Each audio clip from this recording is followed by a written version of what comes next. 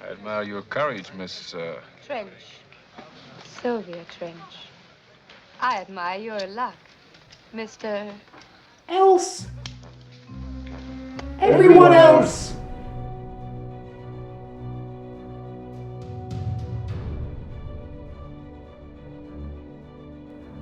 In the eternal build-up to the release of No Time to Die, clickbait headlines keep returning to the now confirmed rumours that Lynch will be playing 007 in the new film. Through either willful or calculated ignorance, they've speculated that Lynch will either become the figurehead of the franchise or possibly of her own spin-off film. Because, as we all know, if someone's replacement at work gets the same job title as them, it can only mean the previous incumbent is about to die and have every other function they've ever had taken over as well. It happened to my best friend, William Wilson. 007? More like 00 Ganger. The suggestion that another character could take the lead in a James Bond story has received a certain amount of criticism and accusations of wokeness, even though changing with the times is nothing new for Bond. Let's face it, the Roger Moore era basically charts what other films were big at the time, from blaxploitation to kung fu, Jaws to Star Wars, etc. Daniel Craig's era itself has largely been defined first by the gritty realism of the Jason Bourne films in the early 2000s, and then the more serialized storytelling of the Marvel Cinematic Universe, or so the story goes. Really though, that serialized storytelling was also visible in the Jason Bourne films. Richard Webb, Station Chief, Beirut. He was my father. He started Treadstone. In fact, the Craig films aren't that much more serialized than the 1960s Sean Connery ones. Hell, the Craig films have followed almost the exact same pattern, establishing the idea of a broader organization in the first film with a two-word title. I'm a member of Spectre. Spectre. You ask for the introduction. That's all my organization will guarantee. Having Bond directly stumble into one of its schemes in the second film. As an added refinement, I think that Spectre will probably have the chance of a personal revenge for the killing of our operative, Dr. No. Breakfast to the Canadian. This is the world's most precious resource. We need to control as much of it as we can. Doing a third portmanteau titled film in which the second component starts with an F that seemingly takes a break from this pattern, but is later retconned into it. We have a common enemy. Dr. No has broken ranks with our organization. If you wanted, you could pick your own secret missions, as I do. Before coming back in full force in the fourth film, in which Spectre is revealed to the world and defeated through team effort. A much more important feature of the MCU, at least to me, is the plurality of its main characters and story arcs, and the Craig films have been completely uninterested in developing that. Where the MCU has released 3 films a year, the Craig run has seen the gaps between the films increase to almost 3 years. And where it has taken huge pains to introduce more or less organically its new M, Q and Moneypenny, its attempts to give them their own stories has stopped at them getting part of a subplot in Skyfall and Spectre. But maybe the filmmakers are finally tapping into this trend with the new Nomi character. However, leaving aside speculations to the future of a character no one has seen after she appears as a side character in a film that hasn't even come out yet, it wouldn't really be a sign of the times that a person other than James Bond could be the centre of an official Bond story. It has actually already happened many times before, including several of the original adventures by the creator of the franchise himself, Ian Fleming, in the late 50s and early 60s. She wouldn't be the first female protagonist of a Bond story either. In fact, she wouldn't even be the first black female protagonist. She's not even the first female black protagonist to be rumoured to be getting her own film. Now, I'm a huge James Bond fan, as you can tell from my backdrop, which is a blank gap left by the Spectre poster I binned in 2017. So join me today, /tonight, /whenever you watch this, in my exploration of the James Bond Expanded Universe, which, yes, is a title that I've made up. Over the course of this 3-part series, we will look at the equally made up 3 phases of the Expanded Universe, covering first 1959 to 1966, then 1967 to 1992, and finally 2002 to the present day. And so today, we start with the 4 non-Bond protagonists that Bond creator Ian Fleming gave us, 2 men and 2 women.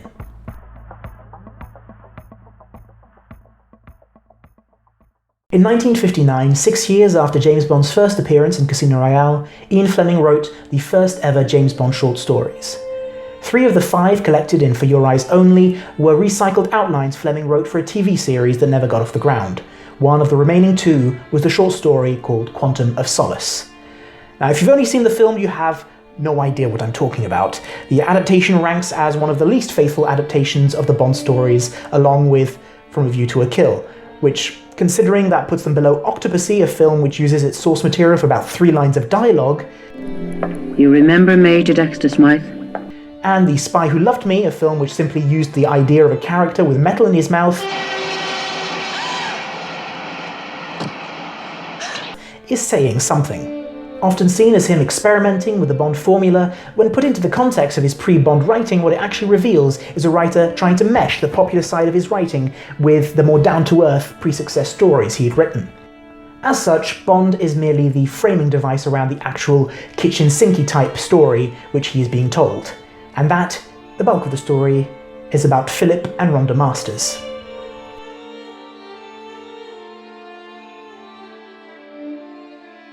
After a dull dinner at Government House in Nassau, the governor tells Bond the story of the relationship between the former civil servant Philip Masters and air hostess Rhoda Llewellyn.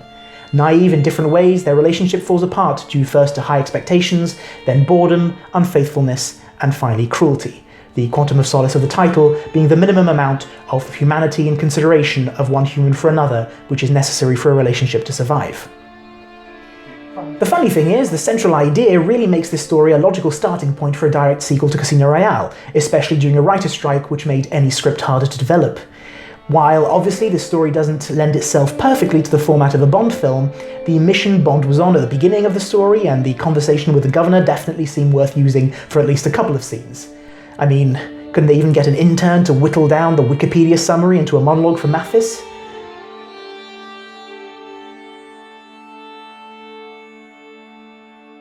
As it is, the film didn't even get around to explaining its own title, and it is consequently a waste of a good story about more day-to-day forms of human cruelty. We actually really debated who the protagonist of Quantum of Solace even was. After all, it's a short story, so the amount of characterization is fairly limited, and the framing device restricts it even further. But finally we agreed that if James Bond being the point-of-view character and learning something by the end of it was enough to make him the protagonist, then the protagonist of The Princess Bride is the kid, and that just doesn't work. The Masters take up the bulk of the action and word count, and it is then the story is about, with Bond, the governor, simply being the framing device. Now, arguably, you could say Philip is more of a protagonist than Rhoda, as we get more of his point of view and motivation, but equally that could be an example of narrator bias, and unlike Rhoda, he has no physical presence in the framing device, which is why we elected to give the title to both of them. In the 5 years that Fleming still had to live, he would go on to create 2 more sets of non-Bond protagonists, with The Spy Who Loved Me and Octopussy. Oh, look at that, 2 other poorly adapted titles.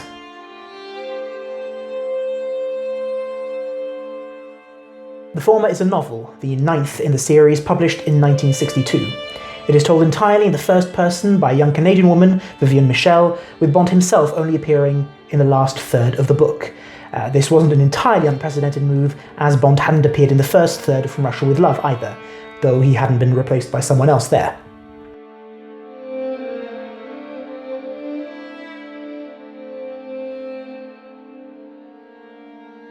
Fleming structured The Spy Who Loved Me in 3 sections: me, them, and him.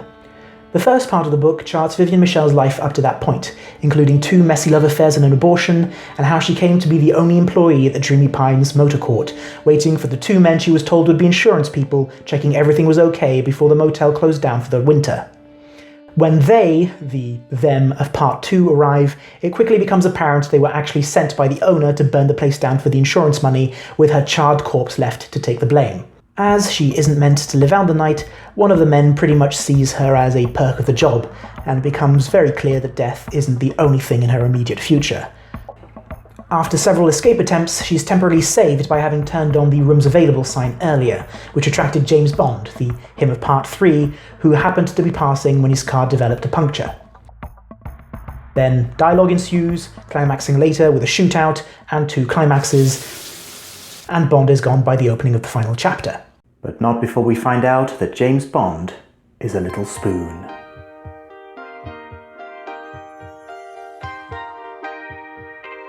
A policeman then debriefs Michelle and warns her not to idealize Bond and says that he was basically the same as the two men who attacked her and that she should just be happy she survived the brush with their dark and violent life and move on with hers without trying to take anything from the night she survived.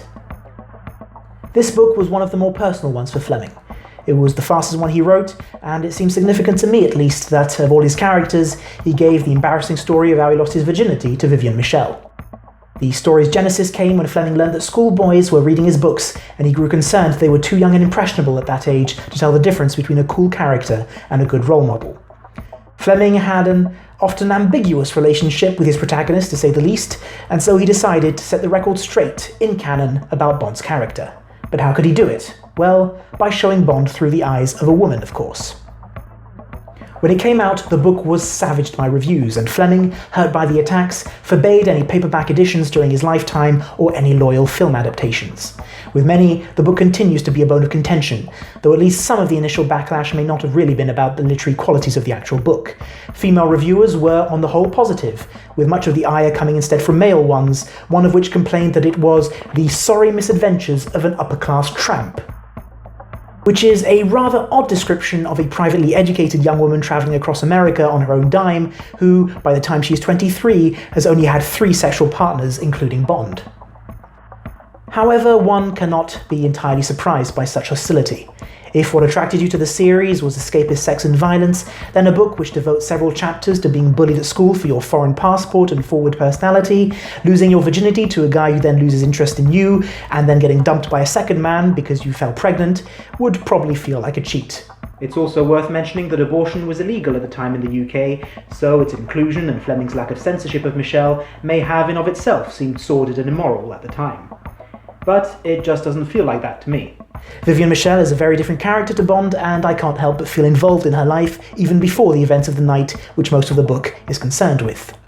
Now, do I think the book is a complete success? No. The two mobsters cliched dialogue is an issue.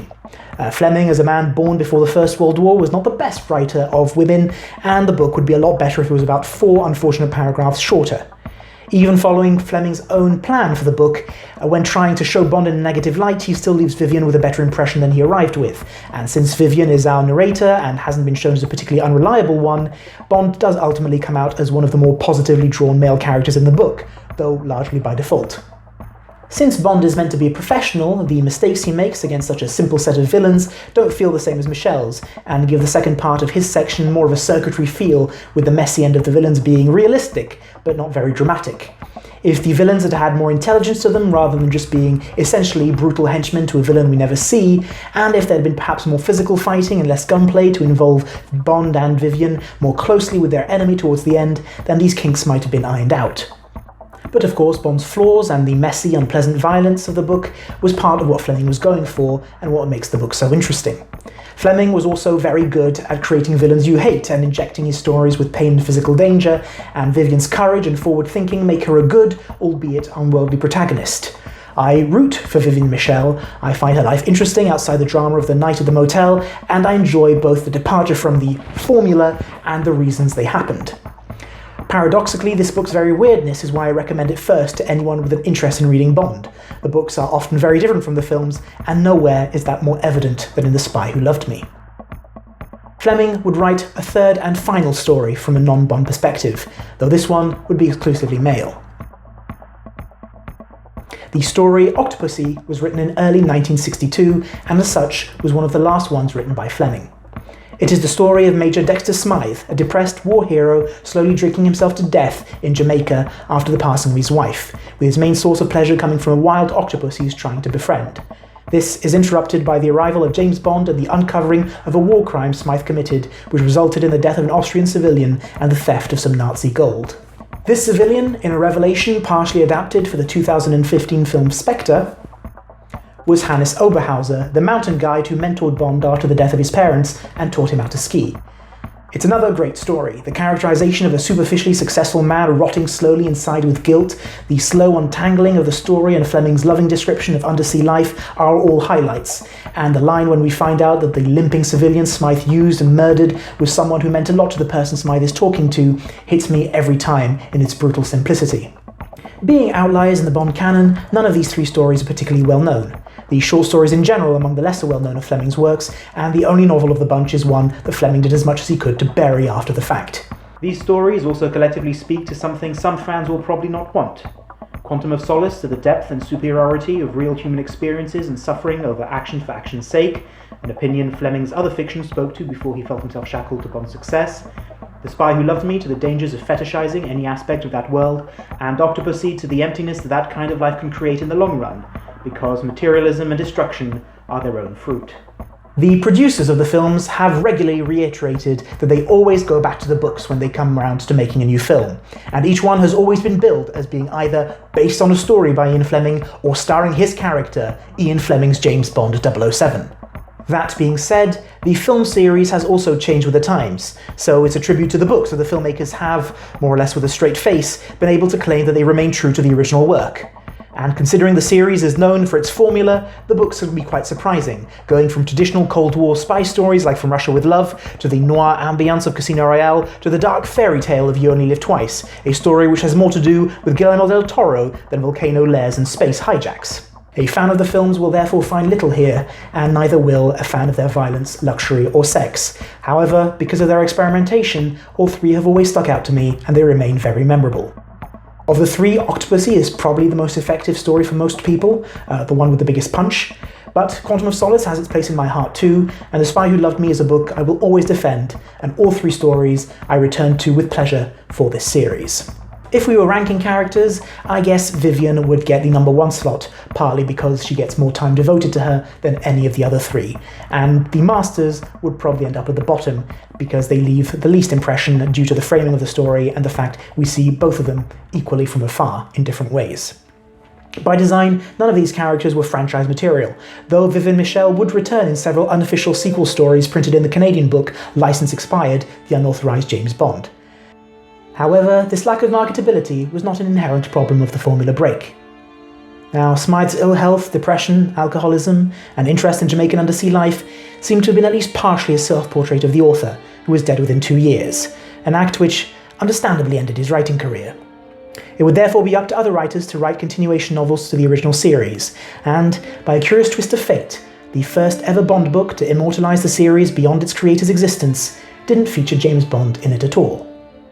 But that is another story, when we'll investigate possibly the most successful era of the expanded Bond universe, as we meet the protagonist of the first ever post-Fleming Bond story, who would, between 1967 and 1992, star not only in the same number of novels as Fleming's Bond had received, but also in the only Bond universe TV show and 2 comic book series and video games.